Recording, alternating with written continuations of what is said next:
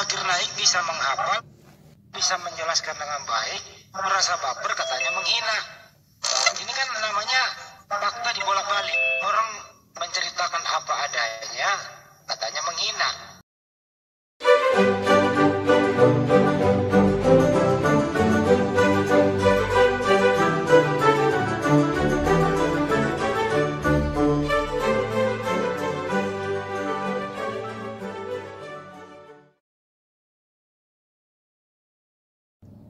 Halo saudara-saudaraku yang terkasih di dalam Tuhan.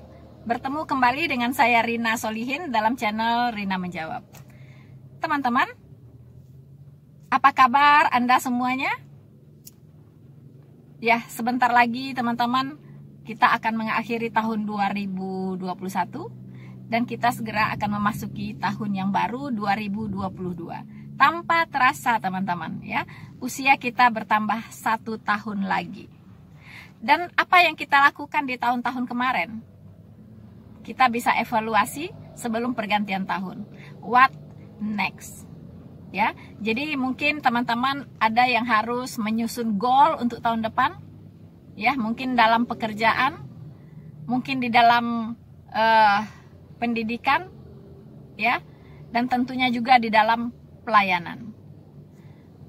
Berapa jiwa yang sudah Anda bawa tahun lalu kepada Tuhan? Dan seberapa banyak amanat agung yang sudah Anda beritakan? Teman-teman, jadikan tahun depan menjadi lebih baik dari tahun ini. Kita berdoa untuk itu semua. Semoga Tuhan memberi kita semangat, memberi kita keberanian, memberi kita antusiasme untuk terus bekerja di ladang Tuhan. So teman-teman, ya, saya menemukan sebuah video teman-teman. Kali ini saya akan mengomentari sebuah video yang saya temukan. Ya, saya kira tadi video apa ini gitu ya? Kok rame banget yang ngerumpi gitu?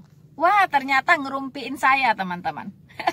Mereka sedang ngerumpiin Rina Solihin. Ya, ini salah satu channel Muslim dan mereka sedang membahas tentang video saya, yaitu video saya tentang Zakir Naik.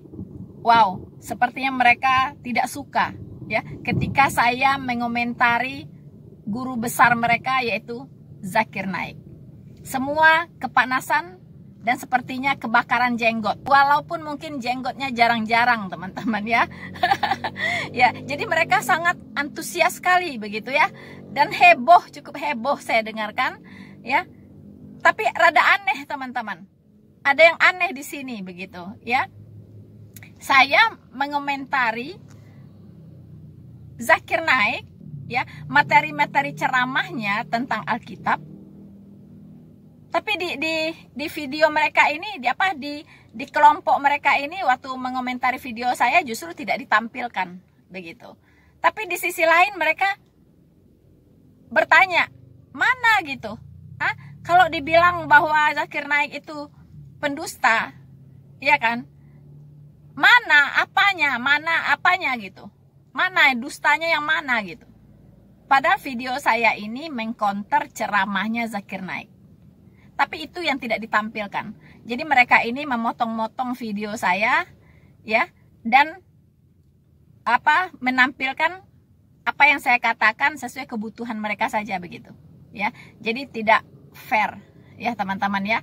Nah, untuk itu akan kembali saya komentari supaya tidak ada kesalahpahaman ya. Supaya tidak ada pembodohan di sini. Ya, jadi saya harus klarifikasi apa yang mereka pertentangkan di sini, teman-teman. Ya, oke teman-teman, jangan lupa ya untuk terus mendukung channel Rina Solihin dengan cara like, subscribe, dan share video ini. Dan teman-teman yang masih baru, tekan loncengnya teman-teman. Agar apa? Agar Anda terus terupdate dengan video-video terbaru saya. Saudara-saudaraku yang terkasih, saya percaya di antara teman-teman sudah ada yang menyaksikan video saya yang mengcounter Zakir Naik secara full ya, karena penontonnya cukup banyak, dan juga banyak channel-channel Kristuber yang juga mengupload video saya ini di channel mereka, dan saya kira sudah banyak yang mendengarkan, ya. Dan juga untuk teman-teman muslim, ya, jangan Anda hanya mendengar video saya sepotong-sepotong. Silahkan Anda masuk ke channel saya dan Anda dengarkan original video saya seperti apa, ya. Supaya apa? Supaya Anda bertambah pengetahuan, ya, sehingga Anda bisa membedakan mana yang benar, mana yang tidak benar dari apa yang dikatakan oleh Mr. Zakir Naik. Karena saya tahu bagi kalangan muslim, Zakir Naik ini adalah guru besarnya, ya. Orang yang paling hebat, ya, tentang Alkitab. Hafal Alkitab. Tapi maaf, saya katakan, dari semua ceramah Zakir Naik, saya katakan tidak ada yang benar. Mengapa? Karena dia mengutip-ngutip ayat, tetapi tidak paham. Ya, dia tidak melihat ayat demi ayat by konteks.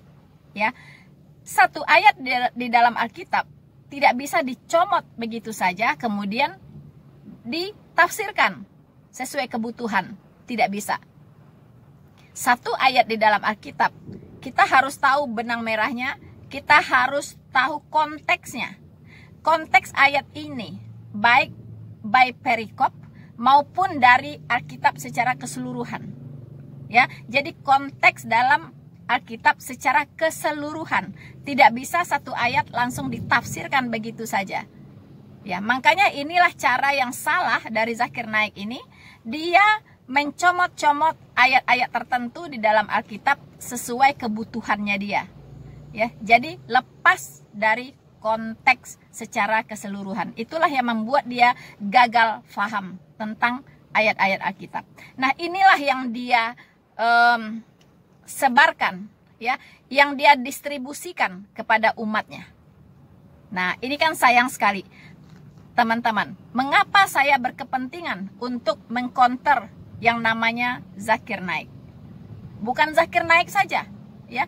Anda kalau masuk ke channel saya ada 200-an video, itu rata-rata mengcounter ceramah-ceramah para muslim, baik dia ustadz, mu'alaf maupun non-mu'alaf.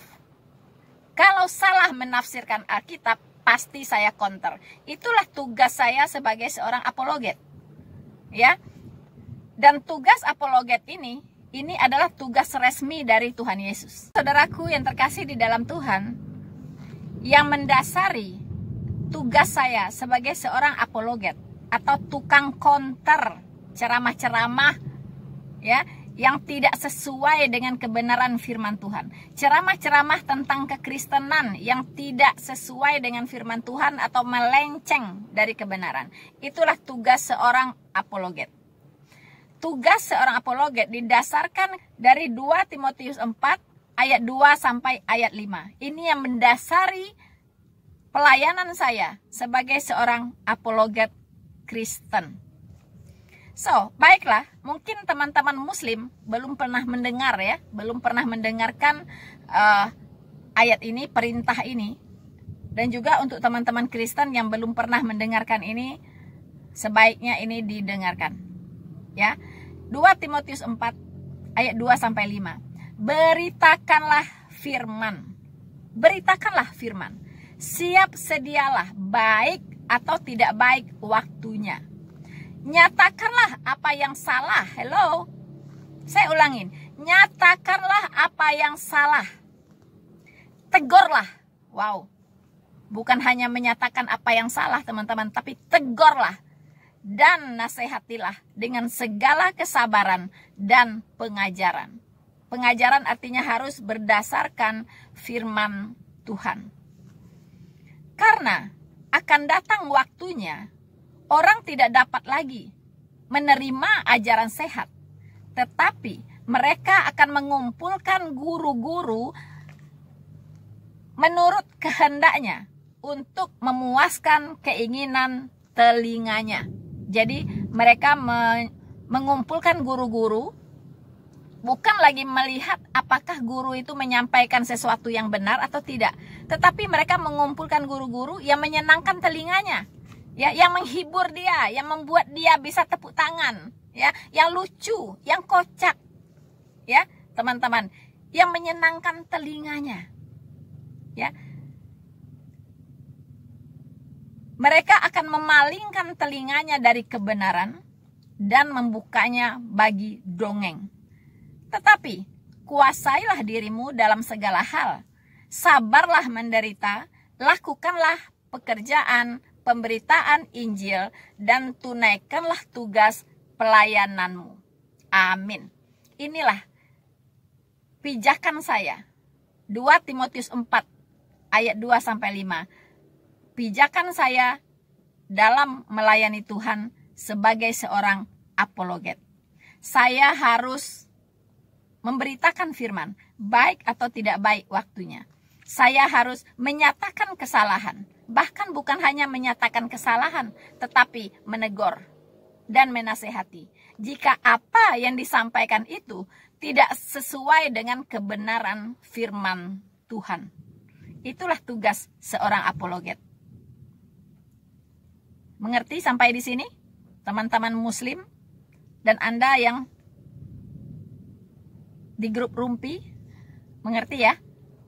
Jadi tidak asal-asalan saya menjadi seorang apologet Kristen. Ada dasarnya, ada perintah firman Tuhannya. Jadi Anda tidak bisa menghalang-halangi saya siapa yang harus saya counter. Tidak peduli siapa. Tidak peduli siapapun dia yang tidak sesuai yang dia sampaikan dengan kebenaran firman Tuhan yang di Alkitab, pasti saya counter. Apakah dia itu zakir naik, apakah dia zakir turun, tidak penting. Pasti saya counter. Saudara-saudaraku yang terkasih di dalam Tuhan, supaya bisa lebih terfokus, saya menanggapi apa yang mereka perbincangkan tentang saya. Kita akan mendengarkan apa yang mereka katakan, teman-teman. Setelah itu saya akan memberikan tanggapan, tentunya secara profesional dan profesional. Selamat mendengarkan. Tafsir ayat Bible dengan ayat Bible, ayo. Siapa yang bisa, ayo. Sini. Open can kita ya. Nggak akan bisa. Jangankan zakir naik, saya aja dah. Nah, gitu lah. Teman-teman, ini kalau tidak salah ini suara dari, saya masih ingat ya. Siapa namanya itu, teman-teman? Sugi ya. Mr. Sugi, kalau tidak salah ya. Karena saya juga pernah mengcounter video dia pernah mengcounter video saya, ya, Mr. Sugi. Mr. Sugi, saya katakan kepada Anda boleh telusuri video-video saya di YouTube. Ketika saya mengcounter kalian, itu saya tidak pernah memakai kitab lain di luar Alkitab. Saya hanya memakai Alkitab untuk meluruskan pernyataan-pernyataan kalian yang tidak benar, yang tidak sesuai dengan kebenaran firman Tuhan. Tidak satu pun saya memakai kitab lain termasuk kitab kalian untuk menjelaskan Alkitab. Jadi Anda tidak benar, ya. Saya bukan orangnya, ya, bukan orangnya yang memakai-makai kitab lain untuk membenarkan Alkitab. No. Karena Anda harus tahu prinsip saya. Saya punya prinsip bahwa satu-satunya kitab firman Tuhan yang disebut kebenaran firman Tuhan itu hanya Alkitab. Bagi saya, di luar Alkitab tidak ada firman Tuhan. Firman Tuhan itu hanya dari Kejadian 1 pasal 1 sampai Wahyu 22 ayat 21. Finish. Karena setelah itu Tuhan tidak pernah berfirman lagi. Selesai. Karena sudah ditutup dengan kata amin. Ya. Bahkan di Wahyu 22 ayat 19 dan 18 itu dikatakan tidak boleh lagi menambahi firman yang ada di Alkitab ini dan tidak boleh lagi mengurangi firman yang ada di Alkitab ini. Konsekuensinya jelas dikatakan di situ, bagi yang mengurangi maupun yang menambahi firman Tuhan yang ada di dalam Alkitab ini. So, jadi jangan sembarangan bicara, ya. Saya tidak pernah memakai kitab lain di luar Alkitab untuk membenarkan apa yang tertulis di dalam Alkitab. Dan itu tidak perlu. Alkitab firman Tuhan tidak perlu dukungan dari yang bukan firman Tuhan. Oke? Saya ulangi. Alkitab firman Tuhan tidak perlu dukungan dari luar yang bukan firman Tuhan. So, Sugi. Saya harap Anda paham. Oke, teman-teman. Mereka keberatan. Saya mengatakan bahwa Zakir Naik, ya, itu seharusnya tidak diundang ke Indonesia. Ini bukan masalah kecil. Ya. Ini bukan masalah kecil. Kalau kita mau melihat kondisi Indonesia sekarang secara objektif, secara rasional, ya. Kondisi Indonesia tidak sedang baik-baik saja, teman-teman, dalam hal hubungan antar umat beragama. Ya, dalam hal toleransi, dalam hal keadilan, ya, dalam hal kedamaian antar umat beragama di Indonesia, tidak sedang baik-baik saja. Anda tahu berapa banyak gereja ditutupi, berapa banyak izin gereja dicabut, berapa banyak rumah ibadah orang Kristen yang tidak diberi izin, berapa banyak orang sedang beribadah diganggu, ya, berapa banyak munculnya sekarang kelompok-kelompok radikal di Indonesia. Apa Anda buta? Anda tidak melihat semua itu? Dalam kondisi seperti itu bukan timingnya, bukan waktu yang tepat untuk mengundang seorang yang bernama Zakir Naik. Ya. Jadi harus tahu situasi kondisinya. Negara ini sedang sakit dalam hal kehidupan umat beragama. Sedang sakit. Ya. Dan ini bukan timingnya. Seperti saya katakan, di negara lain pun Zakir Naik itu tidak welcome. Apakah Anda kurang piknik? Kurang membaca berita? Ya. Apa yang sedang terjadi dengan Zakir Naik ini? Itu sangat disayangkan, begitu. Jadi, teman-teman, timingnya tidak tepat untuk mengundang Zakir Naik ke sini. Karena apa? Pertama, dia itu adalah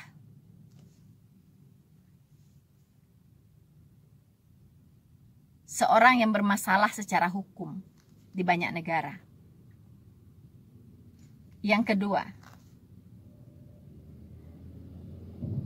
toleransi umat beragama di Indonesia ini sedang sakit. Demam, panas tinggi, ya. Sedang mengalami panas tinggi. Jadi tidak sedang sehat.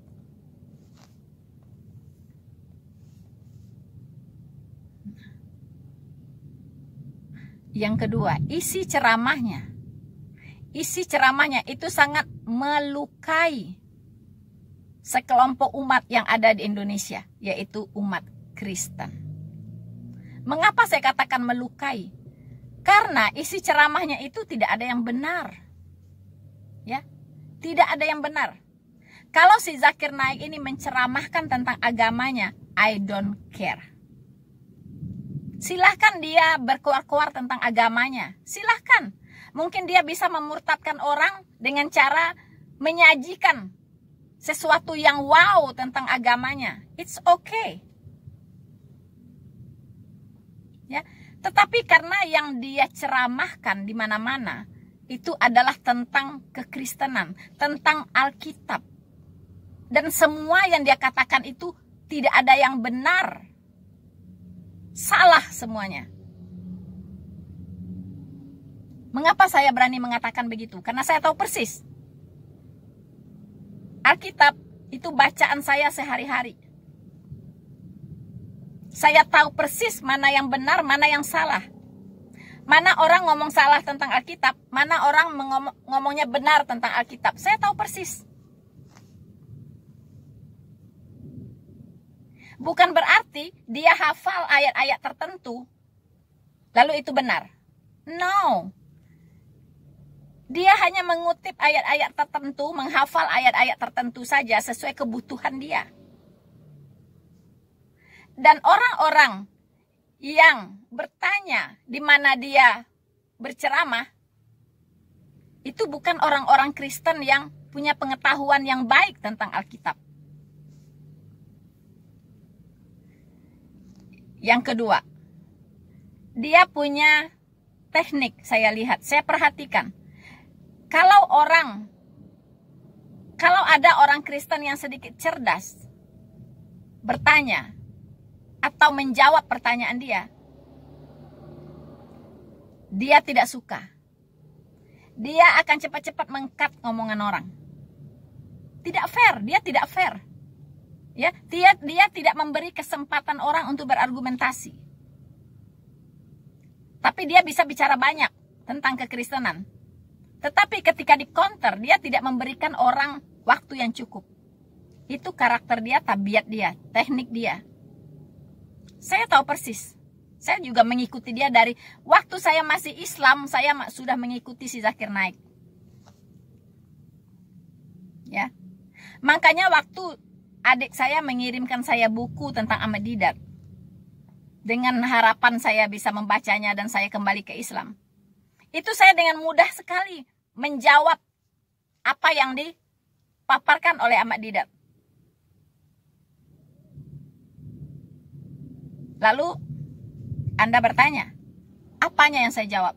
Semua. Semua yang dipaparkan oleh Ahmad Deedat itu sudah kalian ceramahkan tuh di YouTube oleh ustadz-ustadz kalian. Dan itu sudah saya counter semuanya. Silahkan masuk ke YouTube saya. Apa yang dipersoalkan oleh Ahmad Deedat dan Zakir Naik sudah saya counter semuanya. Ya, termasuk tunjukkan di mana Tuhan mengatakan, akulah Tuhan, sembahlah aku. Wow. Itu pertanyaan saya bilang kelas teri. Bukan sesuatu yang hebat, bukan sesuatu yang wow. Ya.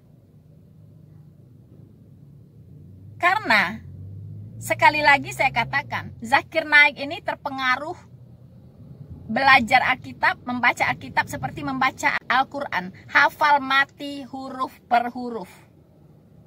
Kalau Alkitab tidak demikian. Ya, satu ayat penjelasannya itu ada di ayat-ayat sebelumnya. Ya, satu ayat di Perjanjian Baru bisa jadi penjelasannya di Perjanjian Lama. Ya, satu ayat di Perjanjian Lama bisa jadi penjelasannya di Perjanjian Baru. Bisa jadi ayat yang ditulis oleh Rasul Paulus itu yang menjelaskan itu adalah Rasul Yohanes. Jadi nggak gampang loh. Ya, untuk memahami Alkitab secara benar kalau tidak tahu strukturnya. Kalau tidak tahu benang merahnya. So, teman-teman. Contoh, misalnya saya lapar nih. Saya lapar. Saya katakan ke Mr. Sugi, di sini ada rumah makan nggak ya? Nah, Mr. Sugi tidak mengerti bahwa saat itu saya sedang mengatakan bahwa saya lapar. Makanya saya bertanya, di kota ini ada rumah makan nggak ya? Atau di daerah sini ada rumah makan nggak ya? Dia mengertinya hanya kata-kata saya. Bahwa saya sedang mencari rumah makan. Bukan itu. Esensinya bukan saya mencari rumah makan. Tetapi saya mau mengatakan kepada Anda, makan yuk, saya lapar. Begitu, ya. Jadi, apalagi gitu. Anda memahami kalimat-kalimat yang ditulis oleh Rasul Paulus, itu bahasa tingkat tinggi. Anda tidak akan paham kalau hanya membaca kata per kata, huruf per huruf. Pasti gagal paham. Ya. Jadi nggak bisa Alkitab dibaca satu ayat langsung diartikan secara harafiah. Ya. Alkitab itu banyak sekali memakai kata-kata perumpamaan, pengandaian, simbol. Ya. Itu tidak mudah kalau tidak mengerti strukturnya, tidak mengerti konteksnya.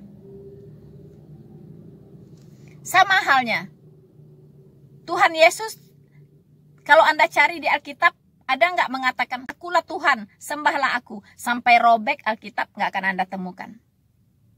Sama seperti tadi, ya. Ada nggak rumah makan di daerah sini?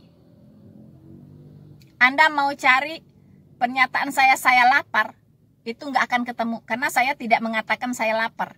Saya mengatakan, ada tidak rumah makan di daerah sini? Tapi artinya saya lapar, saya mau makan. Paham sekarang? Begitupun dengan Tuhan Yesus. Walaupun dia tidak berkata, akulah Tuhan, sembahlah aku. Tetapi dia sempat marah kepada sekelompok orang yang ragu-ragu untuk menyembahnya. Saudara-saudara Muslim, untuk Anda tahu bahwa pernyataan Tuhan Yesus secara tidak langsung, yaitu implisit, ya, ini harus dipahami dengan logika dan nalar yang tajam. Tanpa logika dan nalar yang tajam, tidak ada yang paham ini. Ya. Saya akan bacakan Matius 28 ayat 16 sampai 20. Anda perhatikan baik-baik apa isi atau inhal atau esensi dari perkataan Yesus ini. Saya akan bacakan untuk kita semua. Dan ke-11 murid itu berangkat ke Galilea, ke bukit yang telah ditunjuk Yesus kepada mereka. Ketika melihat dia, mereka menyembahnya. Oke? Ketika melihat dia, mereka menyembahnya. Siapa yang menyembahnya? Yaitu ke-11 murid tadi. Mengapa murid ini menyembah Yesus? Karena dia tahu Yesus itu adalah Tuhan. Ya, oke. Jadi ketika melihat dia, mereka menyembahnya. Tetapi beberapa orang ragu-ragu. Ya, dari ke-11 murid ini ada beberapa orang yang ragu-ragu untuk apa? Untuk menyembahnya. Yesus mendekati mereka dan berkata. Jadi Tuhan Yesus mendekati murid yang ragu-ragu tadi, lalu berkata, apa kata Tuhan Yesus? Dengarkan baik-baik. Kepadaku telah diberikan segala kuasa, oke? Segala kuasa di sorga dan di bumi. Saya ulangi. Kata Tuhan Yesus, kepadaku telah diberikan segala kuasa. Bukan kuasa-kuasa tertentu saja, tetapi segala kuasa. Ya. Di sorga dan di bumi.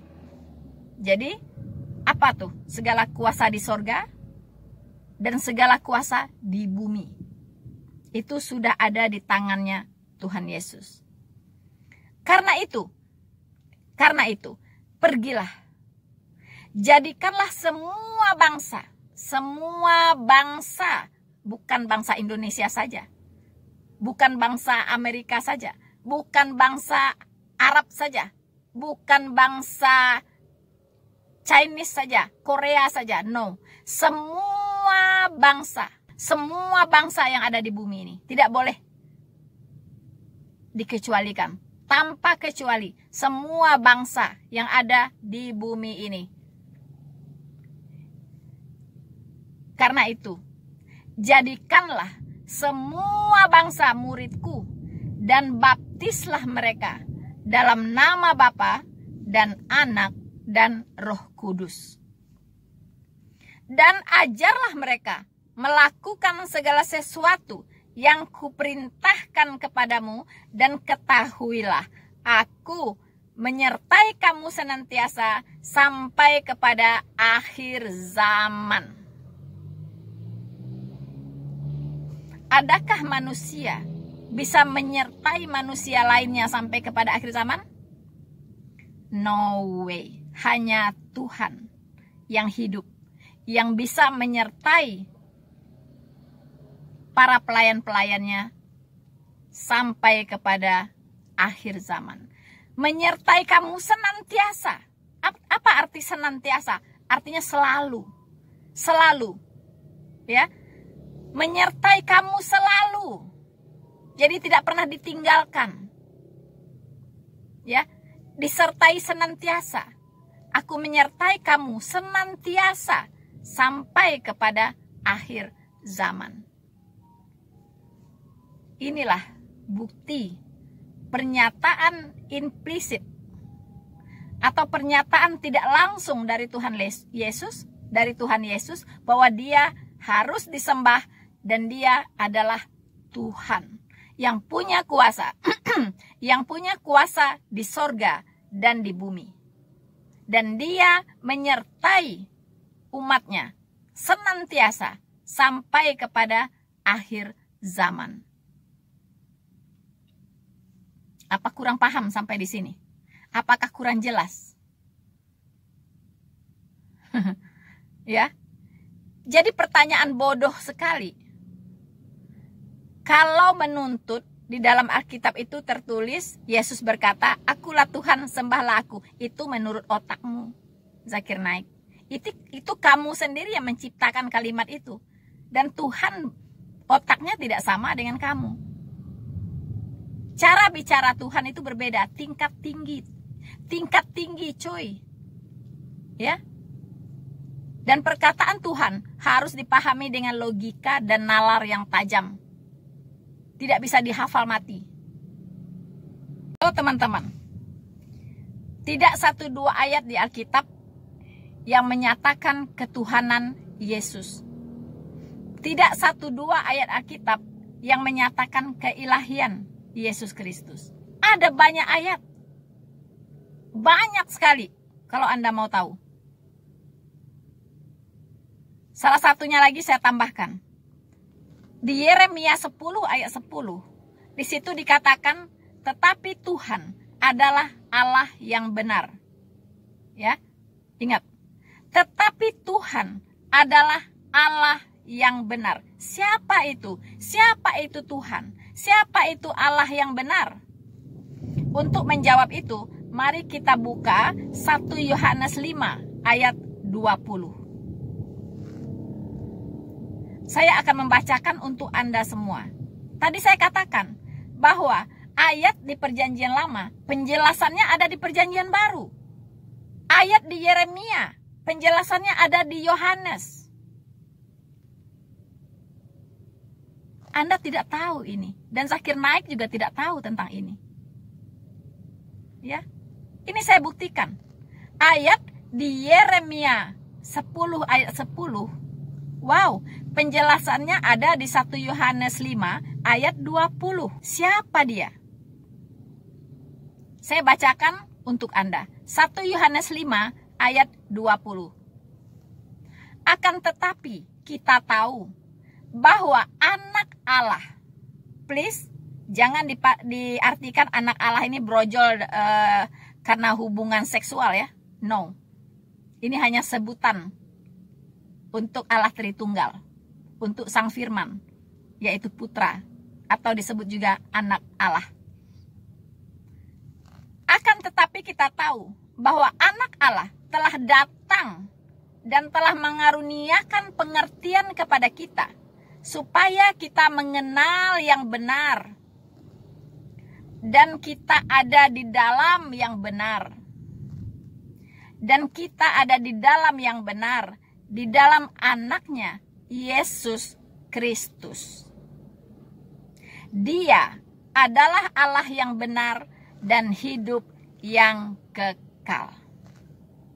So, siapa itu Allah yang benar dan hidup yang kekal? Yaitu Yesus Kristus Tuhan. Dan ingat, firman Tuhan di Alkitab tidak ada yang saling bertentangan. Baik di perjanjian lama maupun di perjanjian baru. Semua ayat firman Tuhan saling menjelaskan, saling mendukung, saling membenarkan. Jadi kalau ada yang mengatakan bahwa firman Tuhan di Alkitab bertentangan, berarti dia masih tidak paham dengan apa yang dia baca. Oke, teman-teman. Jadi, Yesus Kristus itu adalah Allah yang benar dan hidup yang kekal. Itulah sebab Tuhan Yesus berkata, "Akulah jalan dan kebenaran." Ya, dan kebenaran. Itu artinya dia adalah Allah yang benar. Allah yang benar itu adalah kebenaran. Akulah jalan dan kebenaran dan hidup. Hidup itu maksudnya adalah hidup yang kekal di sorga. Ya, dia disebut adalah hidup yang kekal. Dia adalah Allah yang benar dan hidup yang kekal. Akulah jalan dan kebenaran dan hidup. Tidak ada seorang pun yang bisa datang ke sorga, ke rumah Bapa, kalau tidak melalui aku. Jelas sampai di sini? Jadi Yesus Kristus adalah Tuhan, Allah yang benar, yang harus disembah.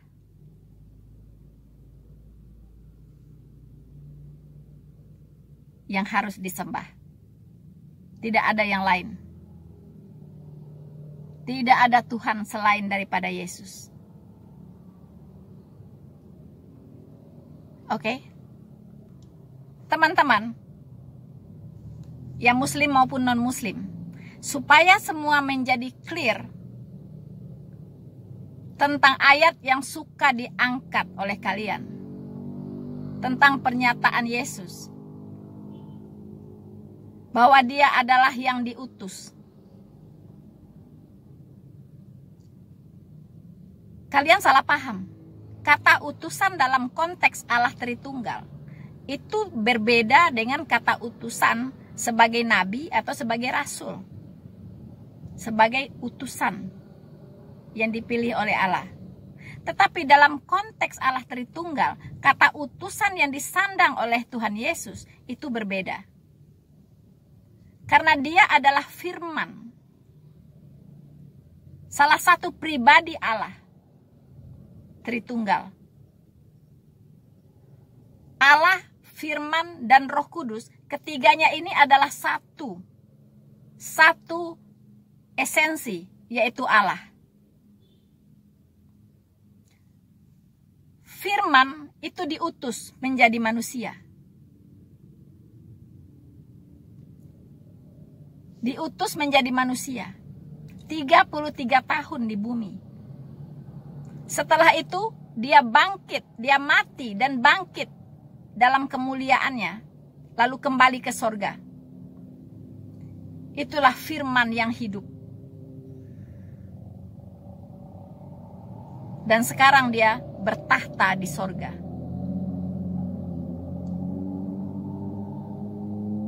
Dan Roh Kudus, salah satu pribadi Allah Tritunggal, menghuni hati setiap orang percaya.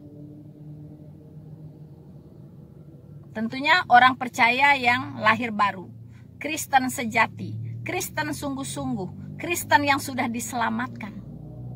Bukan Kristen-Kristen abangan, bukan Kristen-Kristen KTP, bukan Kristen-Kristen kebetulan orang tuanya Kristen. No, tapi Kristen-Kristen yang sudah bertobat, percaya kepada Yesus Kristus sebagai Tuhan dan Juru Selamatnya, dan memiliki iman yang benar kepada Yesus, maka dia dihuni oleh yang namanya Roh Kudus. Roh Kudus inilah yang menuntun hidup dia senantiasa, yang mengajar dia akan kebenaran, yang menghibur dia, yang menguatkan dia. Roh Kudus itu bertahta di hati setiap orang Kristen lahir baru. Jadi, kata utusan itu jangan disamakan dengan Muhammad sebagai utusan, Musa sebagai utusan, Rasul Paulus sebagai utusan, Yohanes sebagai utusan. No, beda. Ya. Kristus itu adalah firman, yaitu Allah itu sendiri. Pada mulanya adalah firman. Firman itu bersama-sama dengan Allah, dan firman itu adalah Allah. Makanya Kristus disebut juga sebagai Allah yang benar dan hidup yang kekal. Ini benang merahnya. Jadi, ayat per ayat lihat dalam konteks yang benar. Ya. Anda tahu siapa itu Allah yang Esa?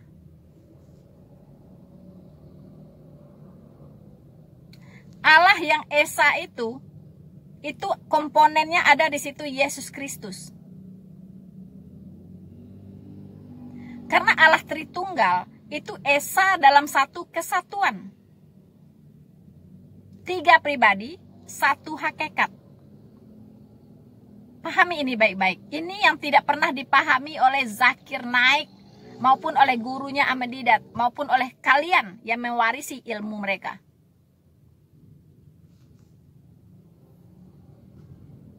Ketidakpahaman inilah yang mereka distribusikan kemana-mana. Itu yang kalian konsumsi. Dan kalian muntahkan kembali di mana-mana. Saya sebagai apologet diperintahkan oleh firman Tuhan untuk menyatakan apa yang salah. Untuk menegur dan menasehati kalian supaya jangan salah lagi. Begini loh yang benar itu. Apa yang kalian katakan itu nggak benar loh. Begini loh yang benar. Ini dasar firmannya. Ini pemahaman yang benar. Bukan pemahaman yang itu yang benar, tapi yang ini. Itu tugas saya sebagai seorang apologet. Oke? Yesus Kristus itu adalah Allah yang Esa. Anda kaget mungkin mendengarkan ini, mungkin belum ada orang yang mengatakan itu. Belum ada orang yang memberitahukan ini kepada Anda semua. Bahwa Yesus Kristus itu adalah Allah yang benar, hidup yang kekal, dan dia juga adalah Allah yang Esa. Mari kita buka Yudas 1 ayat 25. Saya bacakan untuk Anda semua. Allah yang Esa. Dengarkan baik-baik. Allah yang Esa. Allah yang Esa, Juru Selamat kita oleh Yesus Kristus Tuhan kita.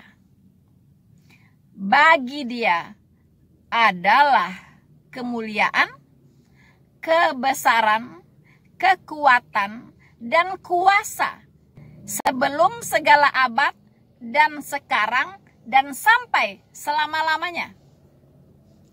Jadi, Yesus Kristus itu adalah Juru Selamat Tuhan, Allah yang Esa, dari sebelum segala abad, sekarang sampai selama-lamanya. Bisa paham? Bisa paham? So, lalu bagaimana saya bisa membiarkan orang seperti Zakir Naik mengobok-ngobok Alkitab yang bukan kitab dia, dan dia yang tidak dia pahami, kitab yang sama sekali tidak dia pahami dengan benar? Maaf, saya ditugaskan untuk menyatakan apa yang salah, menegur, dan menasehati kesalahan si Zakir Naik. Itu tugas yang saya terima dari Tuhan saya. Sebagai seorang Kristiani yang taat, saya harus menjalankan amanat agung. Saya harus memberitakan Injil yang benar kepada semua orang, supaya banyak orang mengenal kebenaran dan diselamatkan. Supaya banyak orang tidak disesatkan oleh banyak ajaran-ajaran sesat dongeng nenek tua. Karena banyak orang akan menutup telinganya bagi kebenaran dan membukanya bagi dongeng.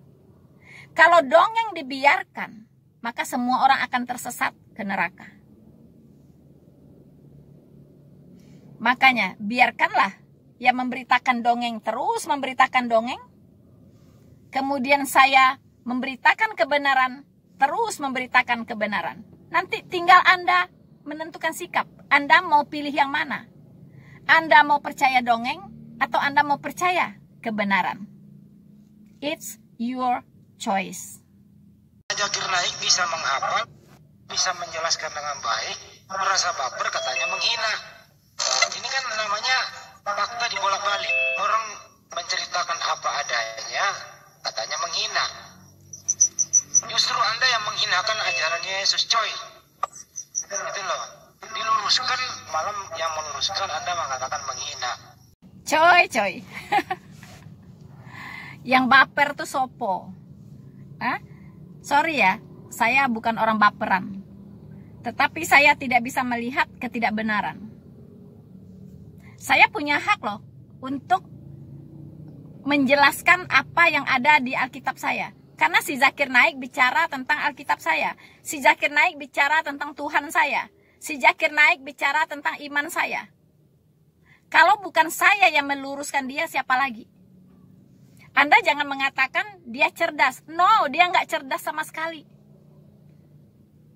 Tidak cerdas sama sekali. Mengapa saya katakan? Karena dia gagal paham semua dengan ayat-ayat Alkitab yang dia angkat itu. Gagal paham total. Gagal total, cuy. Gatol. Gagal total, cuy. Ya. Jadi saya punya hak loh. Dan saya diberi hak oleh Tuhan saya untuk menyatakan apa yang salah, menegur dan menasehati mereka yang berbicara sembarangan tentang kebenaran firman Tuhan yang ada di kitab saya. Anda katakan dia meluruskan apa yang dia luruskan? Meluruskan Alkitab. Atau apa yang diluruskan? Meluruskan pemahaman orang Kristen tentang Yesus. Halo? Sebelum Islam ada, itu di abad pertama, sudah ada yang menyembah Yesus sebagai Tuhan. Yaitu orang Yahudi yang menerima dia sebagai Tuhan dan Juru Selamat. Contohnya, ke-12 Rasul, para murid. Belum lagi yang lain-lain yang tidak tercatat. Banyak cuy. Di abad pertama orang sudah tahu Yesus itu Tuhan. Bukan di 600 tahun kemudian. Anda ini bagaimana? Saya katakan kepada Anda, barang asli, original, itu selalu datang lebih duluan. Barang tiruan pasti datangnya belakangan. Itu logika sehat. Mau Anda bantah? Jadi Anda ini bagaimana? Mana bisa Zakir Naik meluruskan pemahaman orang Kristen yang sudah ada sejak abad pertama? Kalau begitu, sebelum ada Islam, dari abad pertama di zaman Yesus sampai hari ini semua masuk neraka, begitu. Tidak ada kebenaran di bumi ini. Ngaco cuy. Ngarang Anda.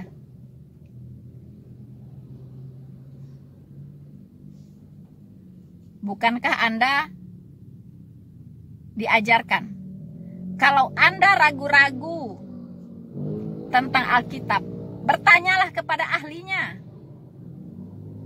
Ya. Bukan Anda bertanya kepada Zakir Naik, bukan Zakir Naik yang Anda dengarkan, tapi Anda dengarkan saya. Zakir Naik itu bukan ahli kitab. Saya ahli kitab. Anda mau tahu tentang firman Tuhan yang ada di Alkitab, Anda tanya saya. Bukan orang non-Kristen yang Anda tanya, dia nggak tahu apa-apa. Kalau dia mengerti Alkitab dengan benar, dia sudah jadi Kristen cuy. Sudah bertobat jadi Kristen cuy. Bagaimana ente ini? Mestinya sebenarnya ya, Kristen di Indonesia itu atau seluruh dunia itu bersyukur loh keadaannya Zakir Naik. Seandainya kira-kira ya Bible habis, terus mau dicetak ulang, tinggal manggil Zakir Naik. Bible ada di kepala beliau, gampang gitu loh.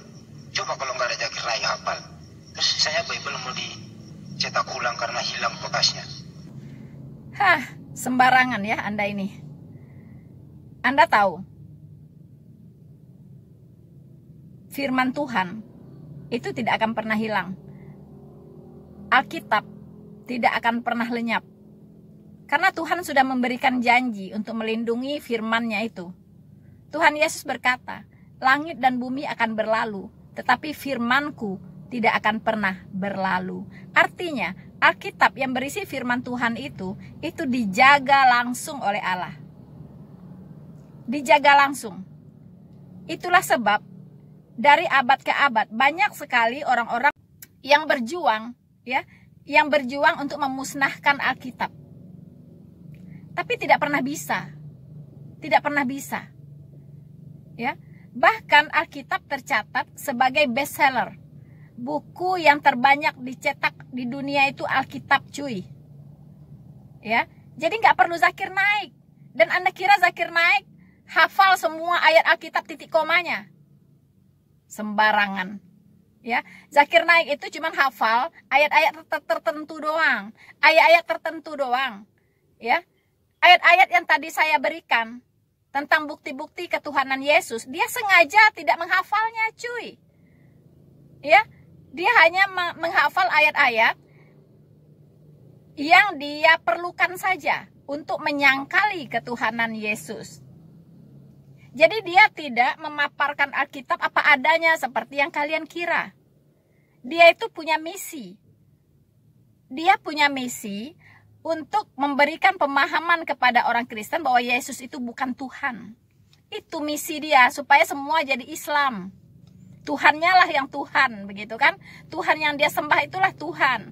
Tuhannya orang Kristen itu bukan Tuhan. Itu sebenarnya yang dia kejar, begitu. Yang dia canangkan. Supaya orang Kristen jangan percaya bahwa Yesus itu adalah Tuhan.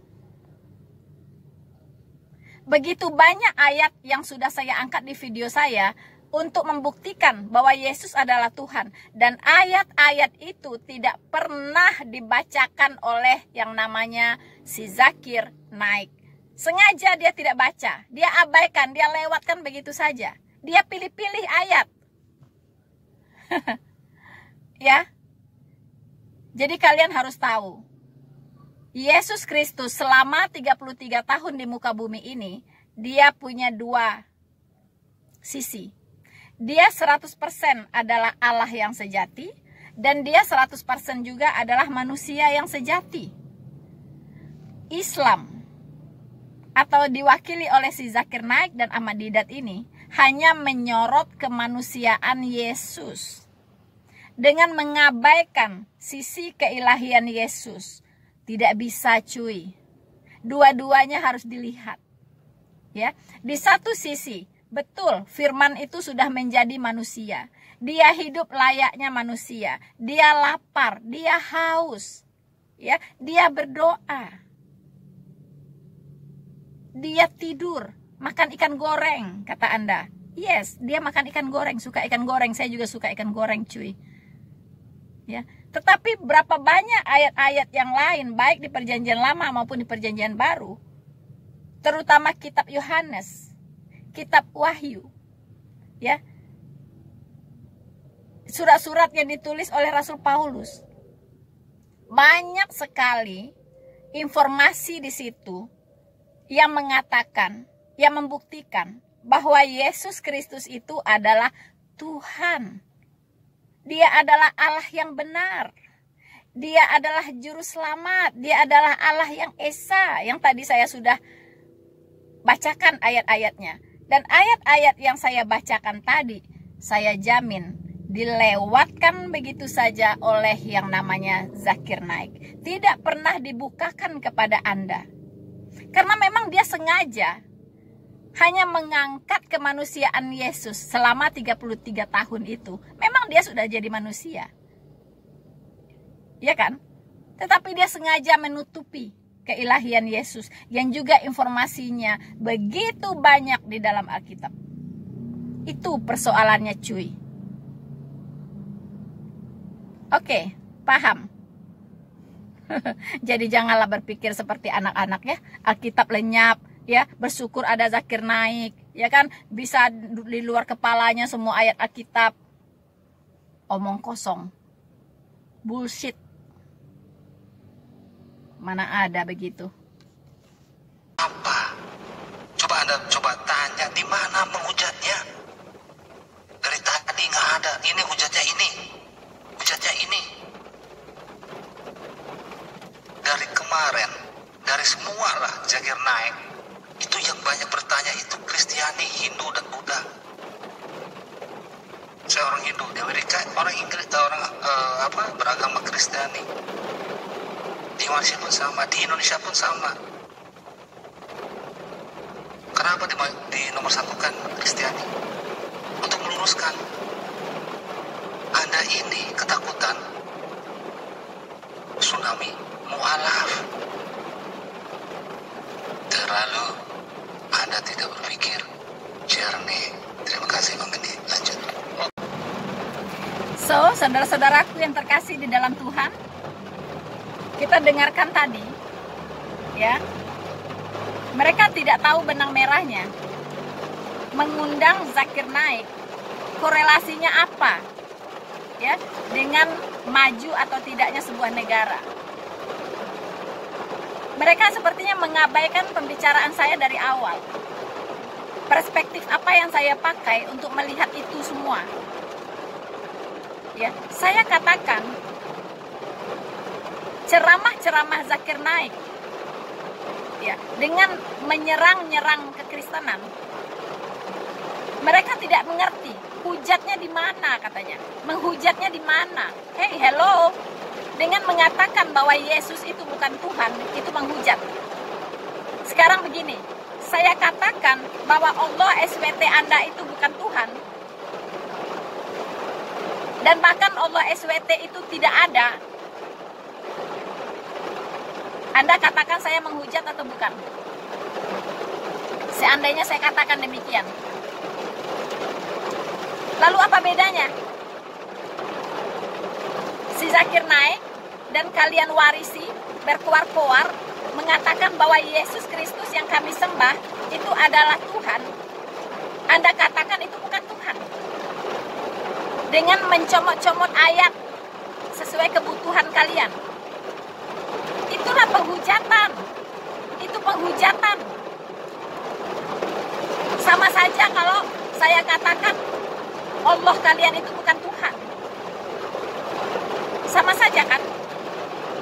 Kalian terima nggak kalau saya katakan Allah Subhanahu wa Ta'ala kalian bukan Tuhan? Terima tidak? Coba jawab. Silahkan jawab. Anda terima atau tidak? Kalau Anda tidak terima, apa bedanya dengan saya? Apa bedanya dengan kami orang Kristen? Sudah jelas-jelas Alkitab bersaksi bahwa Yesus adalah Tuhan. Lalu kalian entah siapa, ya, tidak memahami iman kekristenan, tidak mengerti Alkitab. Mungkin ada yang pegang Alkitab juga belum pernah, cuman modal dengar-dengar dari ustadz. Mengatakan Yesus bukan Tuhan. Itulah penghujatan. Masa tidak paham? Lalu tadi dikatakan, ya, saya mengatakan saya membaca sebuah informasi, ya, dari media luar. Seorang teroris terinspirasi dengan ceramahnya Zakir Naik. Anda katakan saya fitnah. Hello, itu tulisan loh, bold, ya. Itu tuh dari jurnal. Bukan saya yang menulis. Itu bukan pendapat saya.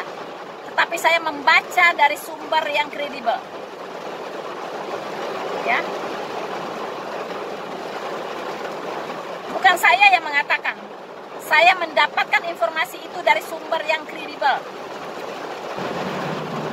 Untuk supaya Anda lebih paham, ya, siapa Zakir Naik sebenarnya. Saya akan membacakan sebuah tulisan, ya, dari republika.co.id. Ini ditulisnya 2020 bulan Juni. Di sini ada pernyataan dari Zakir Naik langsung, dikutip dari India Today, ya, dikutip di India Today, Jumat 19 Juni. Zakir Naik mengatakan, jika Bin Laden memerangi musuh-musuh Islam, saya mendukungnya. Anda tahu siapa Bin Laden? Itu adalah dedengkot teroris, ya, Osama Bin Laden. Dunia semua tahu itu adalah dedengkot teroris. Lalu Zakir Naik akan mendukung Osama Bin Laden ini. Sekiranya Bin Laden memerangi musuh-musuh Islam, saya mendukungnya, katanya. Jika dia meneror Amerika, menjadi teroris terbesar, saya akan bersamanya. Kemudian dia katakan lagi, setiap muslim, katanya, harus menjadi teroris. Ujar Zakir Naik menurut beberapa media dikutip di India Today. Bagaimana? What do you say about? Apa pendapat Anda tentang perkataan Zakir Naik ini? Bagaimana? Anda setuju dengan Zakir Naik?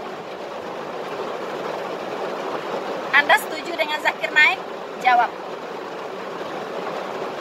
Anda tahu sekarang siapa Zakir Naik? Anda tidak tahu dia sampai dalam-dalaman dia. Karena di Indonesia informasinya tidak di blow up tentang dia. Ya. Jadi silahkan, Anda mau tetap mendukung Zakir Naik atau seperti apa? Jadi sekarang Anda tahu, Anda semakin kenal si Zakir Naik, dan Anda mengerti apa yang saya katakan. Apa hubungannya mengundang Zakir Naik dengan maju atau tidaknya sebuah negara?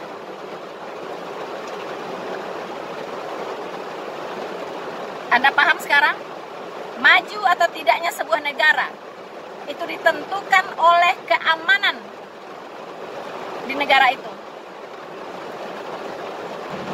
Saudara-saudaraku yang terkasih di dalam Tuhan, mereka ini memang sengaja, ya, untuk membela-bela Zakir Naik. Mereka bingung sekali. Tadi sering mereka bertanya. Dari tadi saya dengarkan video ini, katanya, maksudnya video saya, tidak ada mengangkat Apa salahnya pengajarannya Zakir Naik? Teman-teman, saya katakan 2/3 dari video saya itu membahas tentang ceramah Zakir Naik, ya. Silakan teman-teman masuk ke video saya supaya lebih original, ya, supaya tidak ada pemotong-pemotongan asli, teman-teman. Anda masuk ke channel saya, ya, Anda tonton secara utuh, ya, karena mereka ini bertanya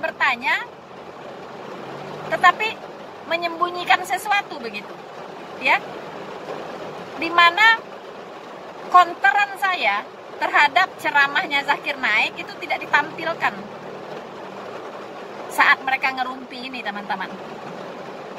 Itu panjang sekali, 2/3 dari video saya itu mengkonter ceramahnya Zakir Naik. Mereka hanya mengangkat kata pengantar saja di depan sedikit. Itu yang mereka blow up, ya. Tetapi konteran saya terhadap ceramahnya Zakir Naik itu tidak mereka bahas. Salahnya di mana?